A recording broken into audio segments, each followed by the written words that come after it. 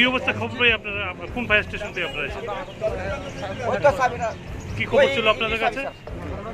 বলতেছে যে এখানে একটা ট্রেন বাইকে ফেস টু ফেস কলিশন হয়েছে।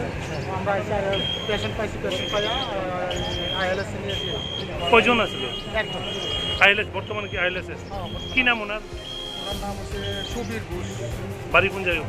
বাড়ি কলেজটিলা বিজয় অ্যাপার্টমেন্ট। কি করে উনি? এমনি ওই ট্রেন গাড়ির সঙ্গে একটা বাইকের অ্যাক্সিডেন্ট হয়েছে। ওই ঘটনার শুনে আমরা আসি, তো এসে দেখি injured person already shifted by fire service staff, ওনাদেরকে শিফট করা হয়েছে। তখন আমরা এসে গাড়িটাকে এবং ট্রেনটাকে থানাতে নিয়ে যাচ্ছি।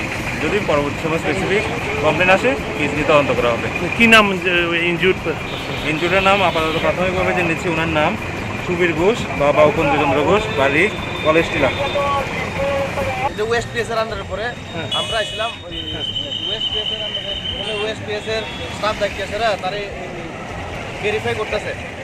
মানে আপনার খবর পাওয়ার সঙ্গে সঙ্গে আপনারাও তো এখানে প্রেজেন্ট হয়েছিলেন, কি দেখছিলেন?